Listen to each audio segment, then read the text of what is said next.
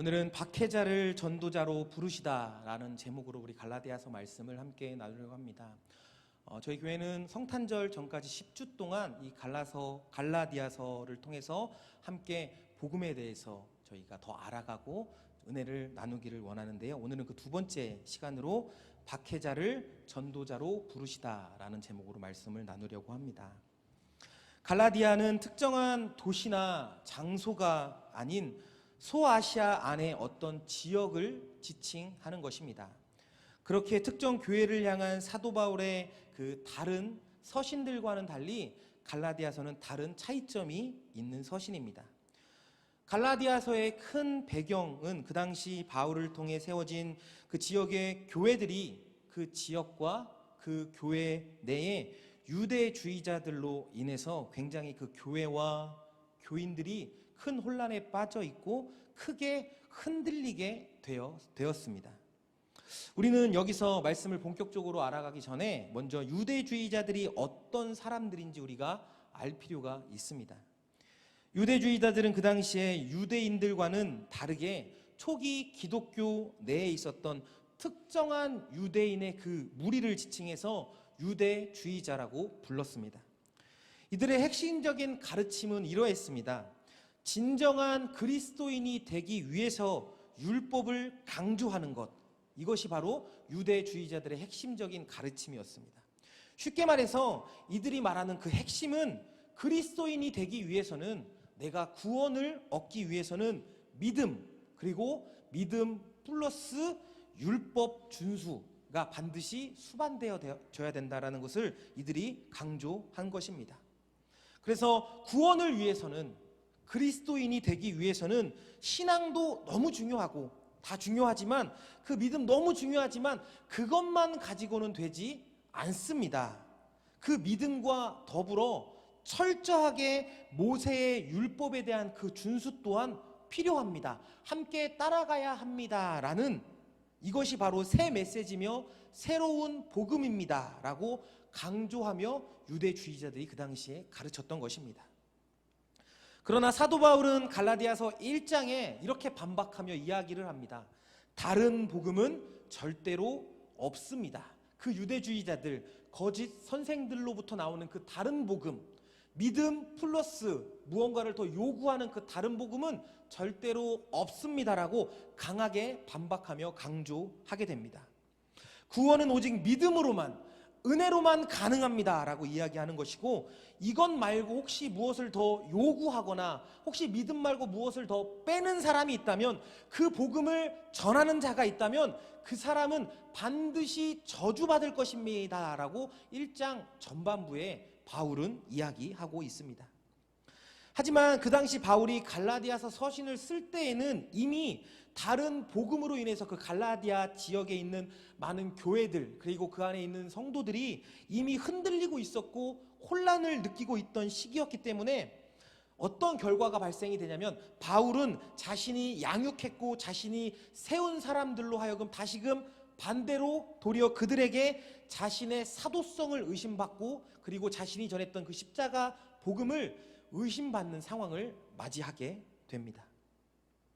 그렇게 오늘 우리가 살펴볼 갈라디아서 1장 후반부를 이어서 보게 되면, 결국 사도 바울은 현재 우리가 예배 때나 그리고 어떠한 기도회 때에 나누게 되는 그 간증과도 같은 고백을 오늘 본문에 보면 시작하게 되는 것입니다.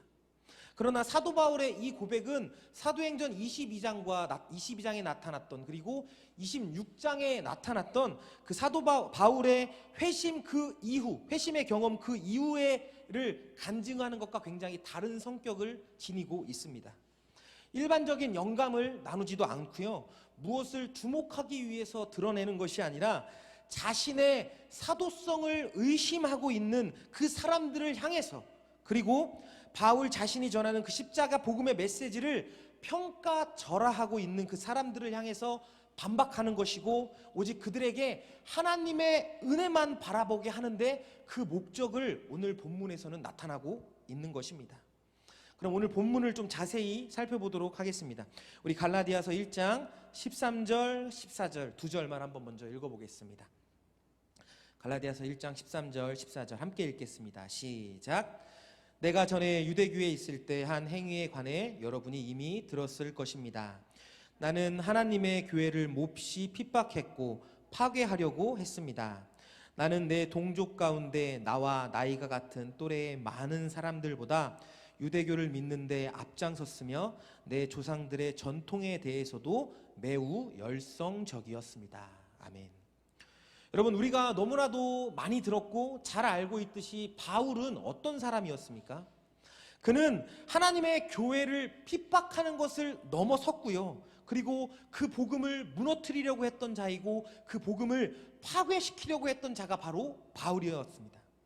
현재 자신을 거짓 사도로 몰고 가는 당시의 유대주의자들보다 아마도 훨씬 더 열심히 있었을 것이고요. 그리고 그 모습으로 교회를 핍박하고 교회를 무너뜨리기 위해 어떠한 일도 불사했을 그런 과거를 갖고 있는 자가 바로 바울이었습니다.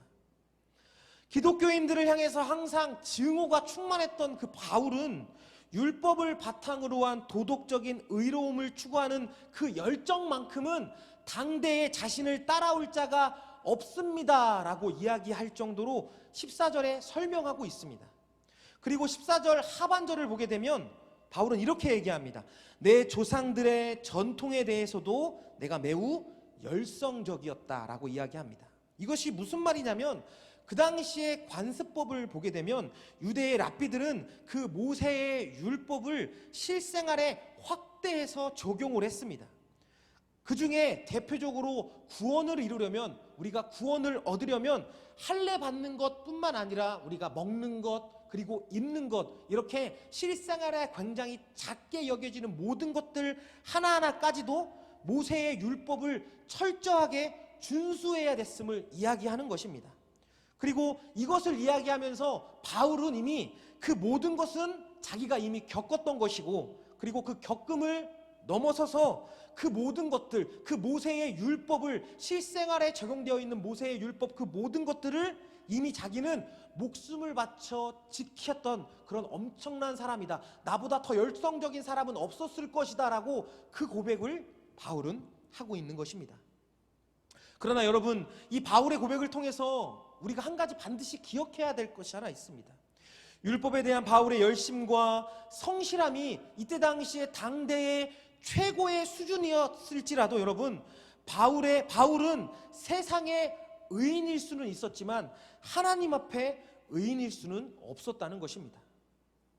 바울이 아무리 모세의 율법 안에서 도덕적이고 윤리적이고 그리고 문화적인 규율들을 세세하게 지켰다고 할지라도 바울은 자신 스스로는 흡족한 삶을 살았을지 몰라도 하나님 앞에 흡족한 삶이 될 수는 없었다는 것입니다. 바울은 자신이 경험하고 자신이 전하는 그 십자가 복음이 바울 자신의 자아 성찰과 어떠한 추론으로 인해서 얻은 것임을 부인하면서요, 여러분, 복음은 율법에 대한 열심과 열정, 그리고 무언가에 대한 빈틈없는 성실함이 있다고 얻어지는 것이 아닙니다. 내가 전하는 그 십자가 복음은 그러한 복음이 아닙니다 라고 그 이야기를 오늘 본문에서 시작하고 있는 것입니다. 여러분, 우리가 복음을 지키는 삶이 반드시 필요합니다. 그리고 그 복음 앞에, 그 말씀 앞에 내 삶을 들여서 성실하게 지키는 내 삶의 노력이 또한 반드시 따라가야 합니다. 그런데 여러분, 우리가 한 가지 놓치고 있는 것이 무엇이냐면 그 모든 것이, 복음을 지키려고 하는 그 모든 것이 나의 의가 돼서는 안 된다는 겁니다. 그 복음을 삶으로 지켜내려고 하는 나의 모습이 드러나게 되고, 그리고 그것이 어느 순간 나의 자랑이 되기 시작하는 그 순간 복음의 그 순수성은 나에게서 사라지게 되는 것입니다. 그리고 그 능력의 복음은 더 이상 나에게 능력의 복음이 아닌 것이 되어지는 것입니다. 그리고 이어서 바울은 자신의 옛 모습을 다시 드러내면서 그 이어지는 간증을 통해 복음에 관한 강력한 증언들을 이어서 계속 나가고 있습니다. 우리 갈라디아서 1장 15절 말씀을 함께 읽어보겠습니다. 갈라디아서 1장 15절 말씀입니다. 함께 시작. 그러나 어머니의 태에서부터 나를 따로 세우시고 은혜로 나를 부르신 하나님께서. 아멘. 여러분, 자신을 죄인 중에 괴수라고 표현했고, 그리고 뼛속까지 죄인이었던 바울을 하나님께서는 무엇으로 맞이하십니까? 오늘 그 15절 말씀을 보게 되면 은혜로서 바울을 맞이한다라고 설명되어 있습니다. 여러분, 그 은혜는 바울이 하나님의 선택하심을 인지하지도 못할 정도의 그 정도 시기에 그가 태어나기도 전에 이미 이루어졌고 자격과 조건을 필요로 하지 않는 그 은혜였던 것입니다. 바울이 목숨을 걸고 전하며 어떻게든 강조하든 부족하다고 느껴지는 그 복음은 은혜로 말미암아 여러분 오는 것입니다. 그리고 그 은혜는 어떤 것입니까? 공짜이며 그 은혜는 선물과도 같은 것입니다. 자격이 있기 때문에 나의 생각과 삶이 하나님이 보셨을 때 굉장히 합당하기 때문에 얻어지는 것이 아니고요, 그 당시 유대주의자들의 그 가르침과 같이 율법을 준수하는 그 모습을 하나님이 보셨을 때 갸륵하다라고 느껴서 우리에게 주어졌던 것이 아니라 그런 것과 상관없이 자격 없이 주어지는 것, 이것이 바로 은혜인 것입니다. 여러분, 은혜는 그런 것입니다. 나의 상태와 상관없습니다. 내가 영적으로 충만하고 내가 영적으로 바닥을 치고 있고 충만해서 주어지고 바닥을 치고 있기 때문에 주어지지 않고 그런 것과 상관없이 늘 나에게 쏟아지고 나에게 주어지는 것이 무엇입니까? 바로 은혜인 것입니다. 내가 죄악 속에 있던 자이던 상관없이 나에게 주어지는 것이고요, 그것이 바로 은혜인 것입니다. 내가 어떠한 열심과 열정을 취할 때 그것이 얻어지는 것이 아니라 오직 십자가로 인해서만 거저 얻어지는 것, 이것이 바로 십자가 복음, 바로 은혜로 얻어지는 것입니다. 예수 믿는 자들을 잡아 죽이던 바울이 오직 은혜의 복음을 통해서 그의 삶이 180도 바뀐 것처럼 여러분, 이것이 이 시대에 우리가 누리고 있고요. 여러분, 누리고 계십니까? 이것이 바로 우리가 현재 누리고 있고, 그리고 우리가 천국 가는 그날까지 영원히 누려야 할 복음, 은혜의 복음인 것입니다. 이렇게 바울은 자신의 회심의 사건이 있기 전 아주 오래전에 이미 하나님의 그 주권적인 은혜가 자신을 향해 있었음을 알게 됩니다. 이것은 더 정확히 하나님의 은혜가 장차 그를 통해 하실 일들을 위해서 그의 삶을 조성하고 계시고 준비하고 계셨다라는 것과 같은 말입니다. 그런데 바울은 이것을 알았음에도 불구하고 아마 쉽게 인정할 수 없었던 것 같습니다. 사도행전 26장 14절 말씀을 한번 보겠습니다. 사도행전 26장 14절 말씀을 보면 이것을 쉽게 인정하지 못했던 바울의 모습이 드러나 있습니다. 사도행전 26장 14절 함께 시작. 우리는 모두 땅에 엎드려졌습니다. 그때 제게 히브리 말로 말씀하시는 음성이 들렸습니다. 사울아 사울아, 내가 왜 나를 핍박하느냐? 가시채찍을 뒷발질해봐야 너만 다칠 뿐이다. 아멘. 바울은 하나님의 은혜와 그 손길을 수없이 거절하고 숱한 악을 저질렀던 자이기 때문에 주님은 끊임없이 거부하는 바울에게 이렇게 이야기했던 것입니다. 그러나 하나님께서는 바울의 모든 생각과 의도를 뒤엎으셔서 그의 경험과 그의 악행, 심지어는 그의 모든 실패까지도 사용하셔서 첫 번째로는 바울의 회심을 위해서 사용하셨고요, 그리고 결과적으로는 무엇을 위해 사용하시려고 했냐면 이방인들을 향한 전도자로서의 삶을 준비시키기 위해서 바울을 사용하셨다라는 것입니다. 우리 갈라디아서 1장 16절 말씀을 이어서 좀 보도록 하겠습니다. 갈라디아서 1장 16절 말씀 함께 시작. 하나님의 아들을 이방 사람들에게 전하게 하시려고 하나님의 아들을 내 안에 나타내 보이셨습니다.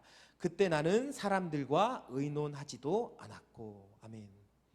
그렇게 율법에 대한 지식과 열성, 심지어는 하나님과 하나님의 그 교회까지도 배척하기 위해서 온갖 악행을 저지르며 노력하는 그 바울이 여러분, 복음 안에서 무너지고 다시 교회를 세우고 이방 사람들을 위해서 하나님의 그 복음을 전하는 도구로 사용됐다라는 것입니다. 여러분, 이것이 바로 오늘 우리가 함께 나누고 있는 이 본문의 핵심적인 주제입니다. 오늘 제목이 이렇게 됐습니다. 박해자를 전도자로 부르시다. 박해자를 전도자로 부르시는 그 하나님, 이 하나님의 그 은혜의 복음, 바울을 회심시키셔서 바울의 회심뿐만 아니라 바울을 이방인의 전도자로 활용하시고자 사용하시고자 하는 그 하나님의 계획, 이것이 바로 오늘 우리가 함께 나누어야 될 핵심적인 주제인 것입니다. 창세기에 요셉을 팔아넘긴 형제들은 오히려 요셉을 미워하고 배척하려고 했던 그 노력이 어떻게 됐습니까? 오히려 요셉을 총리로 세우는 수단이 되었습니다. 요셉을 죽이려 했고요, 요셉을 노예로 팔아버렸던 그들의 노력이 결국엔 어떻게 됐냐면요, 어떻게 바뀌었냐면요, 하나님의 구원함의 수단이 되었다라는 것입니다. 쉽게 말해서 무슨 말이냐면, 하나님을 거스르고 하나님을 반대하던 그 모든 것이 오히려 그분의 계획을 확증하고 그분의 계획을 더욱더 진전시키는 수단이 된다라는 것입니다. 그래서 C.S. 루이스는 자신의 자서전을 통해서 이렇게 얘기합니다. 결과적으로 모든 반대는 그분의 뜻을 진전시키는 역할을 할 뿐이다 라고 고백하고 있습니다. 여러분, 이 복음의 원리와 이 복음의 능력을 통해서 여러분 우리가 붙잡아야 될 것이 무엇이냐면, 은혜의 복음은 우리의 실패와 죄를 통해서도 여전히 우리를 준비시키고 계시다는 것입니다. 여전히 진행 중이라는 것입니다. 그래서 여전히 나를 준비시키고 나를 다듬고 계셔서 결국에는 어떻게 드러나냐면, 이 세상 가운데 그분의 은혜와 그분의 살아계심이 증거되고 증거하는 도구로 삼으시기 위해서 사용된다라는 것입니다. 그렇게 여러분, 나의 실패를, 나의 죄악을, 때로는 나의 그 연약함을, 나의 넘어짐을 여러분 두려워할 필요가 조금도 없습니다. 받을 자격 없는 나를 향해서 주권적인, 그 절대적인 주권적인 그 은혜를 베푸신 하나님께서 바울에게 하셨듯이요, 여러분, 나의 실패와 나의 그 죄악과 나의 그 허물을 바꿔서 복음의 증거자로, 아멘, 그리고 복음의 증인으로 사용하실 거기 때문에 여러분, 우리는 조금도 두려워할 필요가, 조금도 낙심할 필요가, 조금도 무서워할 필요가 없다라는 것입니다. 그리고 여러분, 이 말씀을 붙잡고 더 나아가서 여러분 우리가 기도해야 합니다. 어떻게 기도하냐면요, 나의 믿음과 나의 신앙을 핍박하는 나의 주변에 있는 나의 믿지 않는 나의 가족들, 그리고 나의 친구들, 나를 조롱하는 나의 친구들, 주변에 모든 사람들이 있다면 여러분 이 말씀을 붙잡고 기도하셔야 됩니다. 그것이 무엇이냐면, 하나님께서 하나님의 시간에 맞춰서 그들을 복음의 증인으로 반드시 사용하실 것이기 때문입니다. 은혜의 복음을 그들에게도 반드시, 이미 나보다, 어쩌면 나보다 더 크게 그들에게 은혜의 복음의 증거다로 활용하실 것이기 때문에 여러분 그들을 위해서 낙심하지 마시고요, 오히려 기도하셔야 합니다. 그러면 반드시 그 은혜의 복음을 하나님의 때에 허락하게 되실 것입니다. 그리고 끝으로 바울이 경험하고 누리고 있는 그 은혜의 복음은 절대로 사람과 환경, 어떠한 지식으로도 이루어지지 않고 영향받지 않았음을 바울은 하반절에 단호하게 고백하고 있습니다. 17절부터 24절의 말씀 가운데 바울은 그 회심의 사건 가운데 그보다 먼저 된 사도들을 찾아가서 그들에게 조언을 구하지 않았다. 그리고 형제 야고보 외에는 나는 어떠한 사람들도 만나지 않았다라고 고백하고요, 그렇기 때문에 자신의 얼굴이 유대의 교회들에게 알려지지도 않았습니다라고 사도 바울은 고백하고 있습니다. 그렇게 바울이 경험하여 고백하는, 그리고 누리고 있는 그 은혜의 복음은 자격 없는 그 바울을 다듬고요, 여러분 준비시켜 은혜로 부어지게 되고, 사람과 환경의 도움을 통해 확증받거나 어떠한 검증이 필요가 없는 하나님의 은혜로 시작이 되어서요, 오늘 말씀의 가장 끝절에 보면 뭐라고 나타나 있냐면, 하나님의 영광으로 다시 돌려지게 되는 그 복음으로 바로 서게 된다라고 사도 바울은 그 고백을 간증과도 같이 그 당시에 흔들리고 있는 갈라디아 그 지역의 교회들과 성도들에게 하고 있는 것입니다. 현재 우리는 여러분 수많은 다른 복음, 그리고 거짓 교사들의 가르침에 여러분 너무 많이 노출되어 있습니다. 심지어는 내가 노출되어 있는 것도 전혀 인식하지 못할 때도 너무나도 많이 있습니다. 아마 그 빈도수와 그 강도로 따진다면 아마 오늘 우리가 보고 있는 이 본문의 시대보다 아마 굉장히 더하면 더했지 덜하지는 않을 것입니다. 그렇게 여러분 오늘 우리는 이 말씀을 통해서 복음을 바로 알아야 합니다. 그리고 그 복음이 나에게 어떠한 통로로서 나에게 다가오게 되며, 그리고 내가 그 복음을 어떻게 바라보며 어떻게 누려야 하고요, 결과적으로 내가 그 복음을 통해 내가 바라봐야 될 방향성이 무엇인지를 오늘 이 말씀을 통해서 우리에게 하고 계신 것입니다. 복음은 나의 열심으로 여러분 주어지는 것이 절대로 아닙니다. 여러분, 복음은 서두에도 말씀드렸듯이 오직 믿음으로, 오직 하나님의 그 은혜로만 말미암아 우리에게 주어지고 우리가 누릴 수 있게 되는 것입니다. 그렇기 때문에 여러분, 정죄하지 마십시오. 괜찮습니다. 그 복음의 능력은 여전히 나를 향해 있습니다. 그 복음의 능력은 여전히 나를 주목하고 있습니다.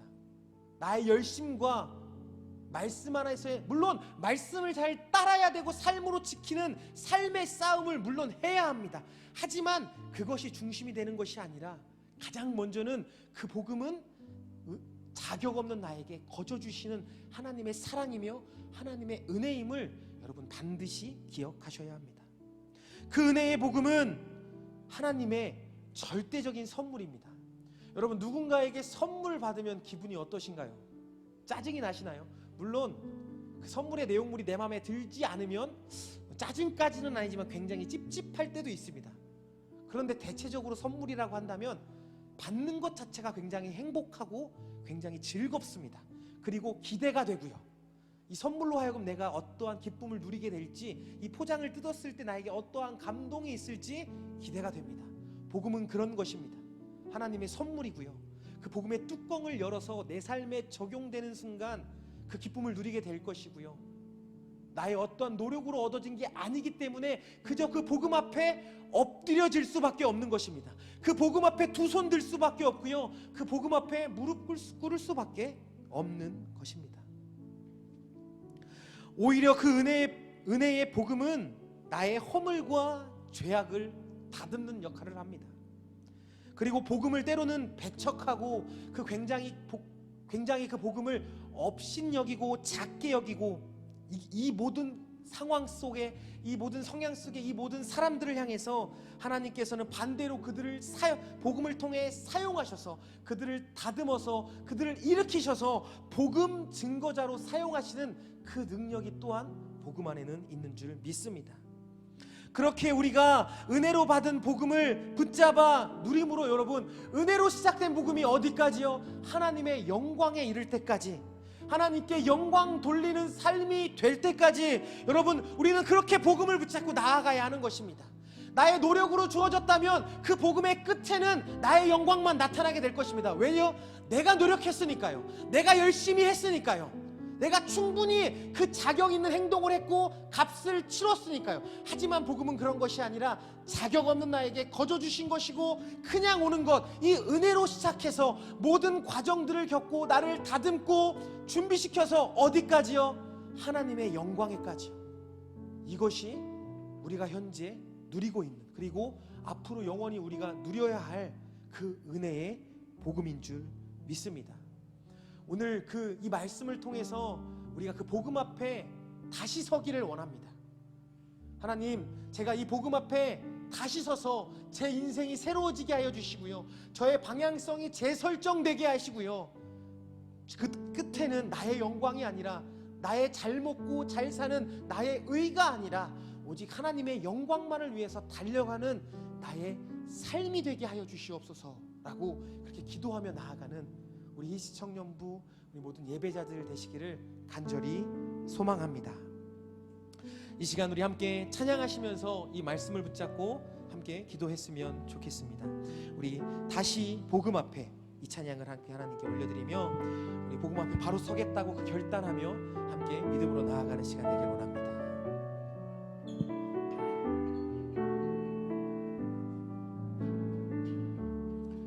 많은 이들 말하고 많은 이들 노래는 하지만 정작 가진 않는 길 두려운 생각보다 많이 힘들고 험한 길보단 그저 말로만 가려기에 점점 멀어져만 가네. 내게 생명 주었던 그 길 점점 이용하려 하네. 내게 사랑 주었던 그 길 다시 복음 앞에 내 영혼 선에 주님 만날 그때 나 다시 돌아가 주님께 예배 드리며 다시 십자가의 길 걸으리. 우리 다시 한번 이 고백을 올려드립니다. 많은 이들 말하고 많은 이들 노래는 하지만 정작 가진 않는 길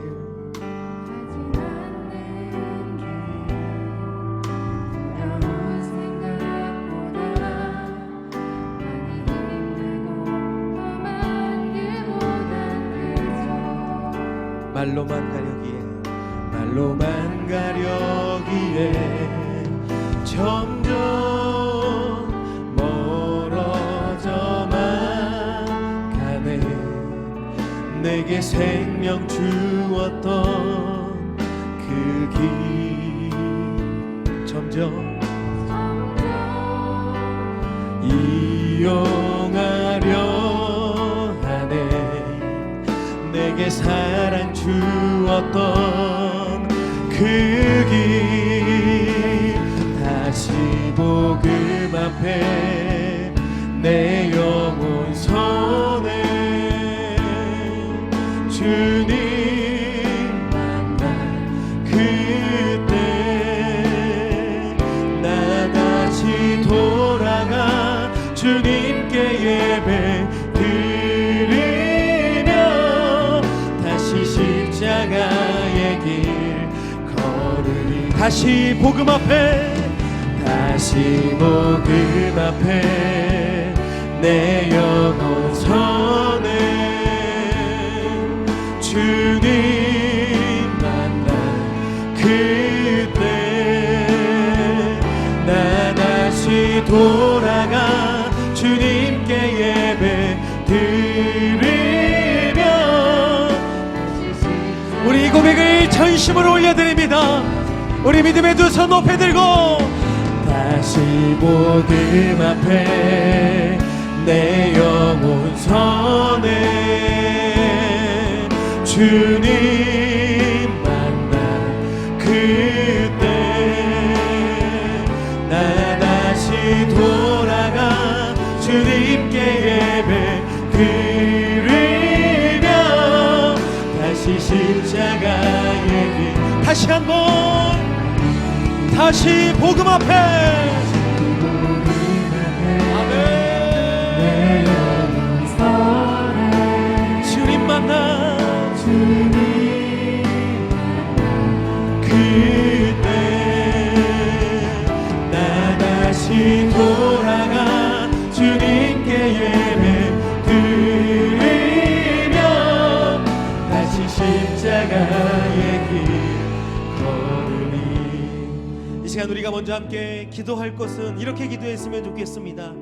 하나님, 자격 없는 나에게 조건 없이 주시는 그 은혜의 복음을 내가 온전히 붙잡아서 온전히 누리는 그 삶을 나에게 허락하여 주시옵소서. 그러기 위해선 먼저 내 안에 복음의 회심이 일어나게 하여 주시옵소서.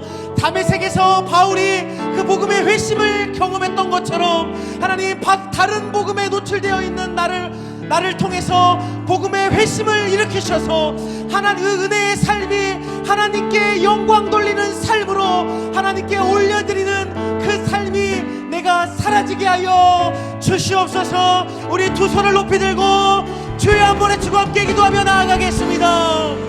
주여,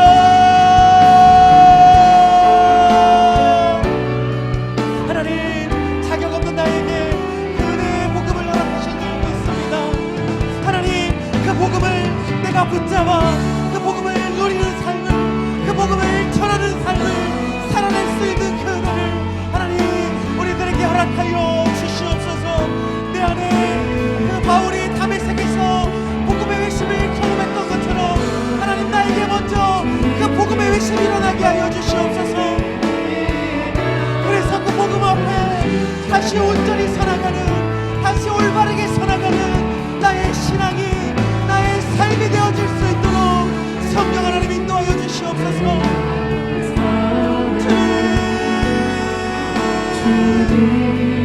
그렇게 나의 삶을 인도하여 주시옵소서. 돌아가 주님께 예배 드리며 다시 십자가의 길 걸을, 다시 복음 앞에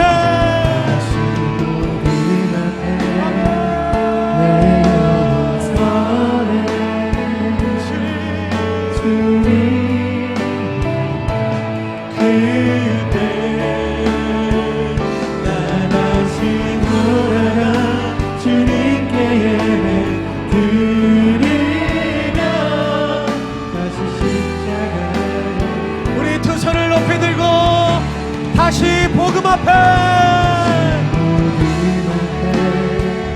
내 영혼 선해 주님 그때 나 다시 돌아가 주님께 예배 드리며 다시 십자가의 길 걸으리. 이 시간 우리가 다시 한번 기도할 때는 그 자리에 일어나서 우리 함께 결단하며 기도했으면 좋겠습니다. 복음을 작게 여기던 나를 준비시켜 주시고 다듬어 주셔서 하나님 내가 다시금 복음으로 일어서는 은혜를 누리게 하여 주시옵소서. 여러분 이 시간 특별히 기도할 때는 믿지 않는 나의 가족들, 그리고 내 주변의 친구들, 나의 직장의 동료들을 위해서 여러분 기도하십시오. 복음을 배척하던 그들이 하나님의 그 복음 안에 거하면서 그 복음을 누리는 그런 자로, 복음을 증거하는 자로 변화되는 은혜가 있게 하여 주시옵소서. 하나님께서 이미 준비하고 계신 줄 믿습니다. 이미 일하고 계신 줄 믿습니다. 하나님의 때에 하나님의 방법으로 역사하여 주시옵소서라고 주여 한번 크게 외치고 함께 기도하며 나아갑니다. 주여,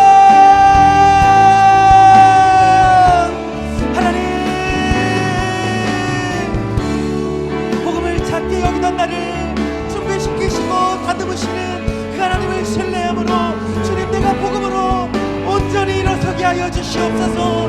온전히 다시 세워지게 하여 주시옵소서. 주님 내 주변에 믿지 않는 우리 가족들, 복음을 배척하는 우리 친구들, 우리 직장의 동료들, 학교의 친구들을 위해서 기도합니다. 주님 그들이 복음으로 말미암아 다듬어지고 준비되어서 결과적으로는 복음의 증인으로 다시금 일어서게 하여 주시옵소서. 함께 복음을 누리는 자로 다시금 세워지게 하여 주시옵소서. 오 주님, 오 주님, 오 주님,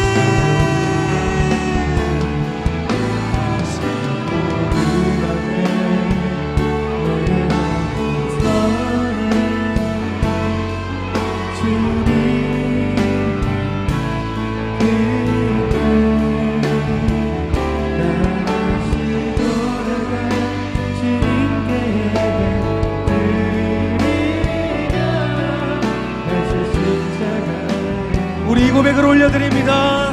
한량없는 은혜, 갚을 길 없는 은혜, 내 삶을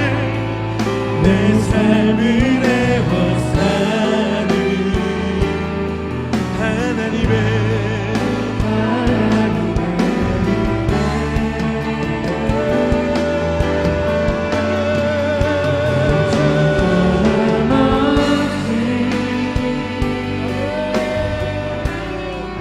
그 땅을 밟은 곳, 나를 붙드시는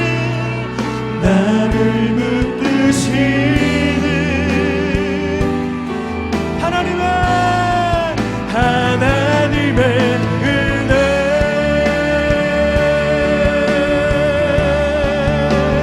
한량없는 은혜, 갚을 길 없는 은혜, 내 삶을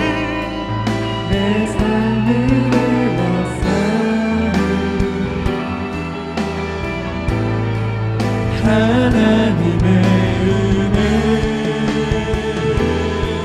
나 주저함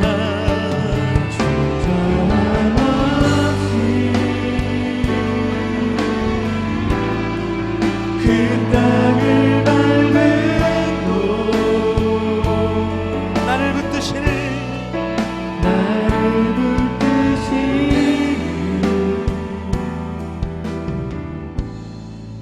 하나님의 은혜. 이 시간 우리가 마지막으로 함께 기도할 것은 우리 희지 공동체가 은혜의 복음을 온전히 누림으로 다시금 일어나는 공동체 되게 하소서. 여러분, 이 고백을, 이 기도를 하나님께 올려드리기 원합니다. 그래서 하나님, 우리에게 허락하신 모든 예배와 그리고 리얼 라이브, 그리고 공동체의 순모임, 모든 공동체의 교제와 활동 가운데 오직 그 은혜의 복음만이 온전히 드러남을 우리가 경험하고 우리가 바라보게 하여 주시옵소서. 우리 희지 공동체가 그렇게 다시 복음으로 똘똘 뭉쳐서 건강하게 올바른 방향성을 가지고 다시 일어서는 그런 공동체 되게 하여 주시옵소서라고 우리 마지막으로 주여 한번 크게 외치고 함께 기도하며 나아가겠습니다. 주여,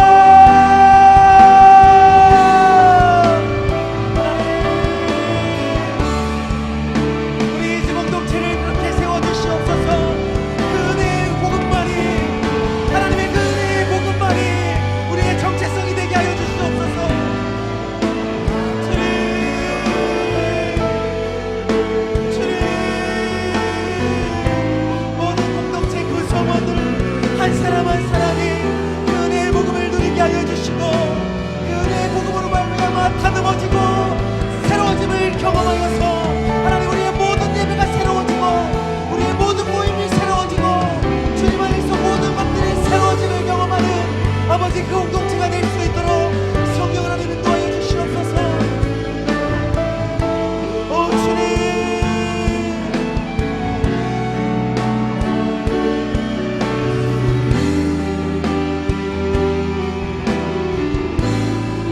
하나님의 은혜,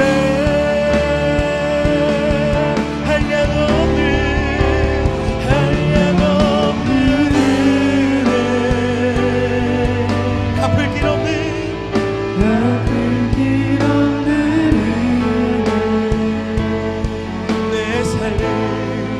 내 삶을 에워싸는 하나님,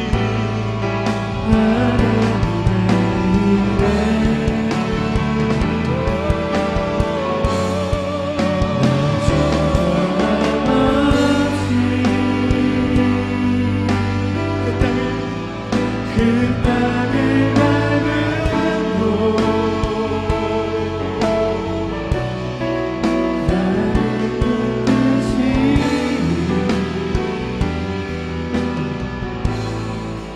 하나님의 은혜. 하나님 감사합니다. 오늘도 그 은혜로 말미암아 우리들에게 이 예배의 자리를 허락하셨고 하나님을 향해 두 손 들고 나아가게 하시고 우리에게 또한 귀한 말씀까지 허락하여 주신 줄 믿습니다. 주님, 오늘 주신 그 말씀을 붙잡아 주님, 자격 없는 저에게 조건 없이 그 은혜의 복음을 베푸셨사오니 주님, 그 복음을 다시 바라봄으로 다시 붙잡음으로 말미암아 내가 더욱더 다듬어지고 새롭게 준비되어서 은혜로 시작하여 하나님의 영광 돌리는 삶이 될 때까지 나아가는 우리 청년들의 모든 삶이 될 수 있도록 하나님 그렇게 우리를 인도하여 주시옵소서. 특별히 기도하는 것은 아직도 그 복음을 누리지 못하고 오히려 그 복음을 배척하고 있는 나의 주변에 있는 우리 믿지 않는 우리 가족들, 그리고 나의 친구들, 우리 직장 동료들을 위해서 이 시간 간절히 기도하며 나아갑니다. 주님, 그들이 복음으로 말미암아 다듬어지게 하시고 준비되게 하셔서 결과적으로는 그 복음의 증인으로서 다시 세우시는 하나님의 계획을 신뢰하며 나아가게 하여 주시옵소서. 하나님의 일하심은 이미 시작된 줄 믿습니다. 주님, 그것을 위해서 더욱더 기도로 하나님의 때를 당기기 위해서 더욱더 기도로 나아가는 우리 청년들의 삶이 또한 될 수 있도록 성령님 인도하여 주시옵소서. 더욱더 우리 이지 공동체가 은혜의 복음을 온전히 누리는 공동체 되게 하여 주시고 그 은혜의 복음으로 말미암아 다시금 일어나서 모든 예배가 새로워지고 공동체가 새로워지는 그 은혜를 경험하는 아버지 그 시간을 우리들에게 허락하여 주시옵소서.